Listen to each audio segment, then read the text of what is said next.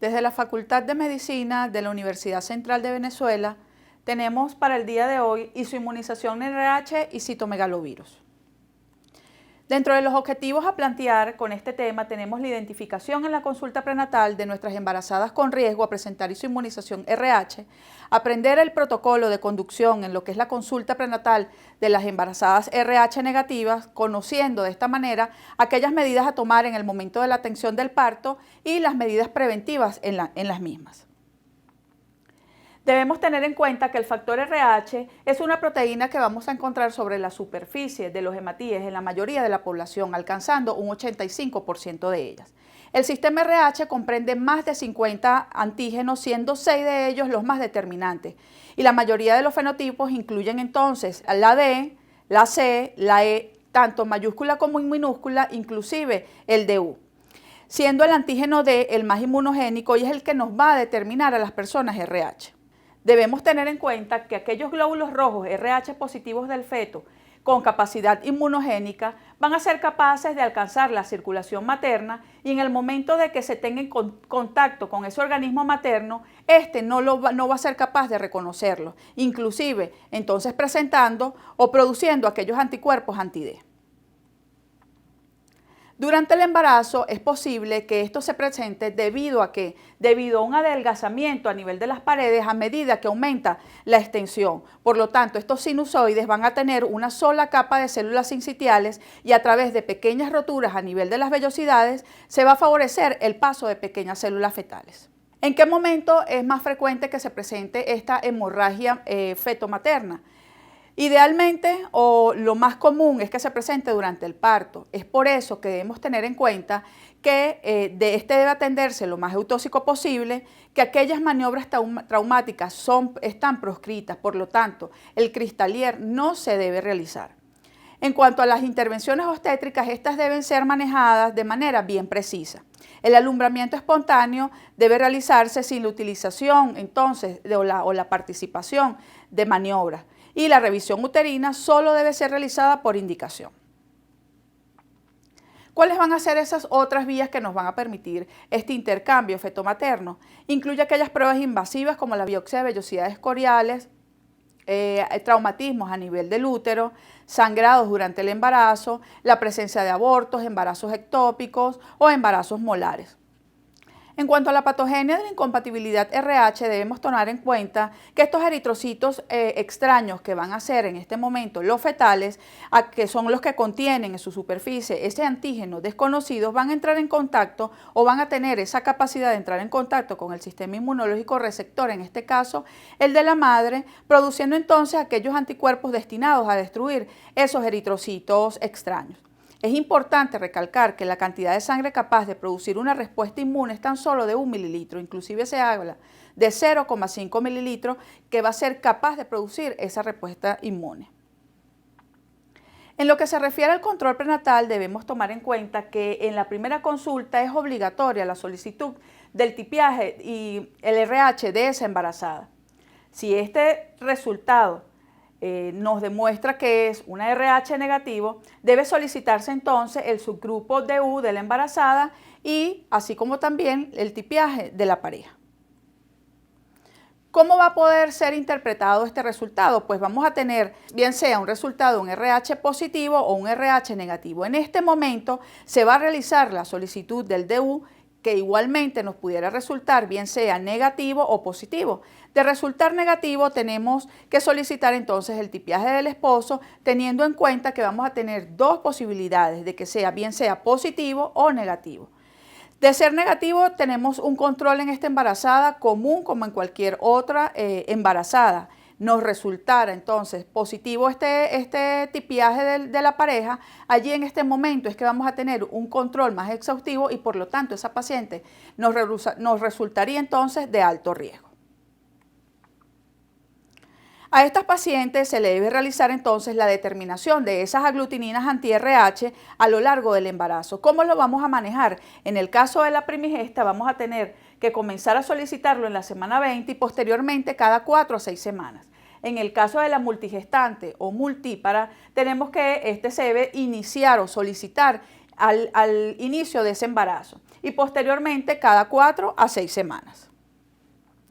Si el CUMS indirecto nos resultara negativo, en este momento vamos a indicar la colocación de nuestra inmunoglobulina anti-RH o ROGAM en una dosis de 300 microgramos y lo ideal es que se colocara a la semana 28 y posteriormente mantener nuestro control prenatal normal.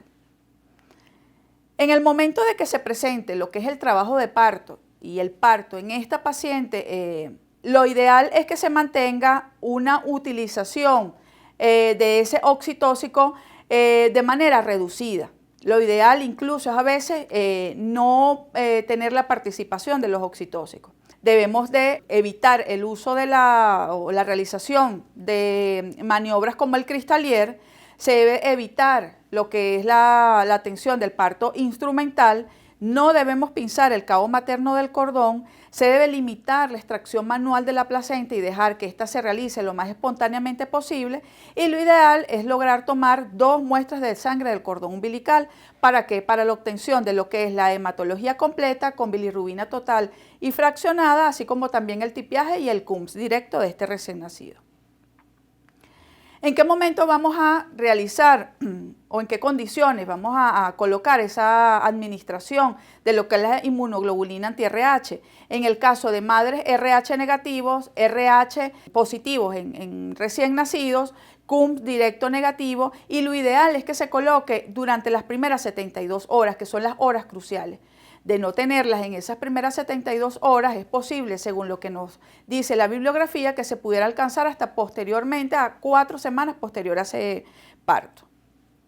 Siempre debemos tener en cuenta que la prevención en estas pacientes se debe realizar posterior a la atención del parto, a la realización de la cesárea, a la realización de curetaje en casos de aborto, a la realización de la parotomía posterior o al momento de solucionar un embarazo ectópico, exploraciones invasivas, sangrados genitales, molas, incluso traumatismos abdominales en estas pacientes. ¿Cómo va a ser el control en esta embarazada multípara?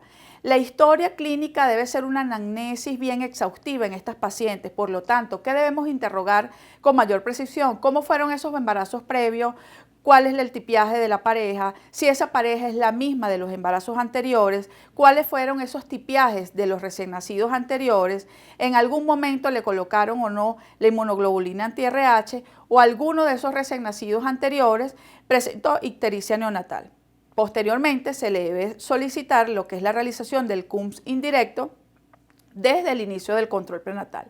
En este caso, si de ser ese resultado del CUMS indirecto negativo, se sigue un control prenatal como en la embarazada primigesta.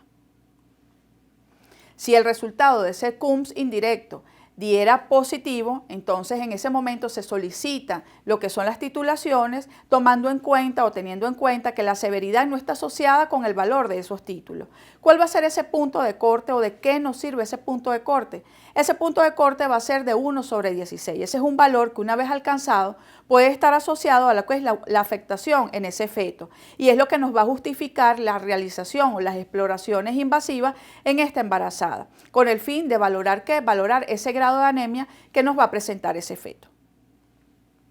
En cuanto al seguimiento, lo vamos a realizar a través de que lo ideal es realizar una evaluación de lo que es la unidad feto-placentaria. En este caso lo realizamos a través de la participación de lo que es el ultrasonido, el Doppler, otras pruebas de bienestar fetal como la tococardiografía, la realización de la amniocentesis y el análisis espectrofotométrico del líquido amniótico. En cuanto a la ecografía, tenemos que el objetivo de este estudio es la identificación de aquellos cambios morfológicos que se pudieran predecir esa gravedad de eritroblastosis fetal y reducir de esta manera la realización de pruebas invasivas.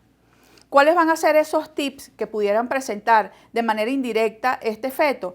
Va a ser la presencia de ascitis, la evidencia o la alteración a nivel de lo que es el diámetro cardíaco, la presencia de derrame pericárdico, la presencia de derrame pleural, alteraciones a nivel de lo que es el tamaño fetal, la presencia o no de edema subcutáneo, así como la presencia de hepatoesplenomegalia. Otras alteraciones, otros cambios que pudiéramos identificar de manera indirecta son alteraciones a nivel del cordón umbilical, a nivel de la placenta, inclusive alteraciones de líquido amniótico en lo que respectan a oligohidranio o polihidranio. En cuanto al estudio de espectrofotometría del líquido amniótico, es ideal que tomemos en cuenta que esta se debe realizar a través de una amniocentesis que va a ser guiada por ecografía y que la semana ideal para la realización del mismo es entre las semanas 24 y 28 de gestación. En este caso, lo que se quiere lograr es la medición de la concentración de bilirrubina a nivel del líquido amniótico, que va a estar originada por esa hemólisis que se va a presentar en ese feto. Por lo tanto, este valor de esta espectrofotometría va a ser proporcional a la intensidad de la hemólisis y nos va a predecir la gravedad de esa anemia fetal. En cuanto a lo que refiere al Doppler, te dice que es el método principal en el control de estas embarazadas catalogadas como de alto riesgo. La periodicidad del mismo, lo ideal es que sea de manera semanal. ¿Y qué es lo que vamos a determinar a través de este estudio? La determinación de la velocidad sistólica de la arteria cerebral media, la presencia de cualquier signo de hidrops o hibros ya establecido, así como también alteraciones a nivel de la cantidad de líquido amniótico.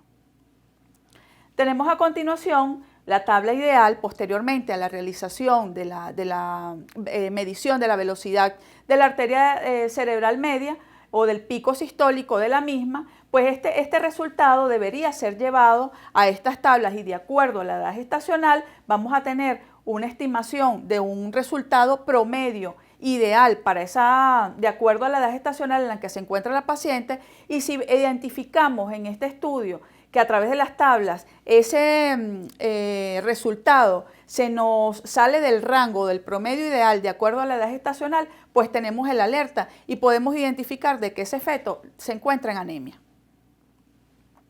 En cuanto a lo que refiere a la transfusión intrauterina, tenemos que lo ideal es que este procedimiento sea indicado en casos de fetos prematuros, no viables o con una enfermedad bastante severa.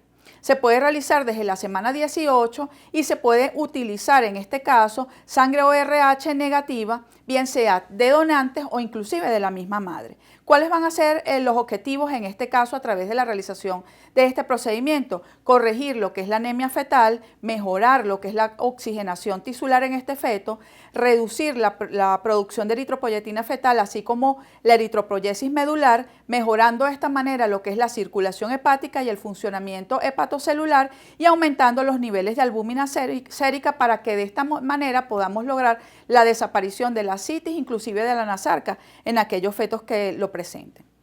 En cuanto a lo que refiere a la infección por citomegalovirus en el periodo perinatal, debemos recordar que este es un herpes virus humano, el cual se presenta en el 0.2 a un 2.2 de porcentaje de los recién nacidos vivos y que se dice que es la principal causa no genética de lo que es la hipoacusia neurosensorial.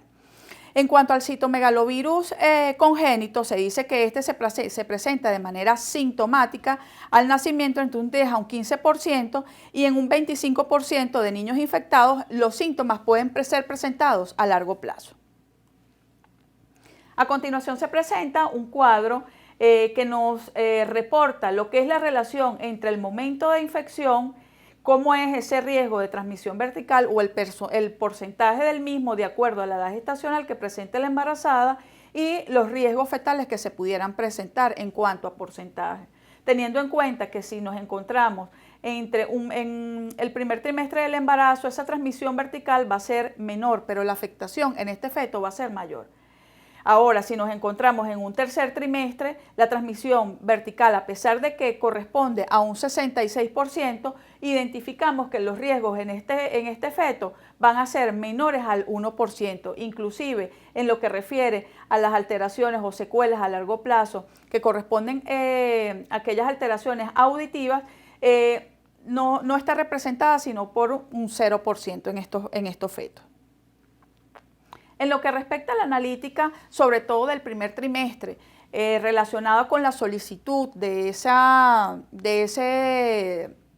serología, al momento de tomar en cuenta lo que es la inmunoglobulina G y la inmunoglobulina M, debemos tener en cuenta que al tener el resultado negativo, esta paciente mantiene un seguimiento normal de su control prenatal. inclusive obteniendo resultados de inmunoglobulina G positiva con inmunoglobulina M negativa. ¿En qué momento aprendemos las alertas? En el momento en que tengamos un resultado de una inmunoglobulina G negativa con una inmunoglobulina M positiva. En este momento lo ideal es realizar o repetir nuevamente la prueba para posteriormente determinar si nos mantenemos con un seguimiento normal en esta embarazada de ese control prenatal o es necesario realizar la solicitud del test de avidez para posteriormente determinar si nos encontramos con un resultado de un test de avidez elevado o una avidez baja o intermedia para posteriormente designar o no la utilización del vanaciclovir. Inclusive nos refiere la literatura que lo ideal es que se utilice a dosis máxima. Se reporta que lo ideal es que se utilicen 8 gramos cada 24 horas. Posteriormente realizar los seguimientos cada dos semanas en esta paciente en cuanto a lo que refiere a algunas otras alteraciones a nivel de lo que son la solicitud de los estudios serológicos de otras patologías y posteriormente ofrecerles embarazadas si ya se encuentra alrededor de la semana 21 la solicitud de la amniocentesis. ¿Cómo vamos a manejar posteriormente estos resultados? Pues lo ideal es solicitar un PCR para citomegalovirus y en este momento determinar si este resultado es negativo o positivo, mantener en ese momento de resultar negativo un seguimiento habitual con la realización de la neurosonografía en estas pacientes, idealmente en la semana 32. Posteriormente, si tenemos una PCR para citomegalovirus positiva, pues en ese momento la ecografía se va a realizar cada 2 a 3 semanas con la realización de la neurosonografía. Lo ideal es que sea entre las semanas 20 y las 22 y posteriormente entre las semanas 28 y 32 semanas. Inclusive se pudiera realizar la solicitud de la resonancia magnética en esta embarazada alrededor de la semana 32 y posteriormente entonces mantener el uso del valaciclovir y mantener en esta paciente o de tratar de hacerle saber cuál va a ser ese pronóstico en ese feto. Por lo tanto, lo ideal es que se le mantenga un asesoramiento acerca del pronóstico de su embarazo.